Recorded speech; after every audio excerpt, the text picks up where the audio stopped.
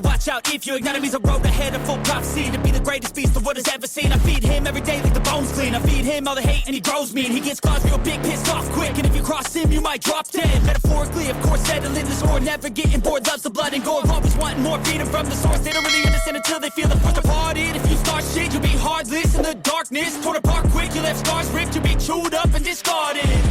And this world ain't right, won't accept it. Negative energy, I expect it. Once it's in your mind, it's infectious. So fight for your life and reject it. You better give me space, I'm protective. My adrenaline spikes when I'm threatened, and if you stay in my way,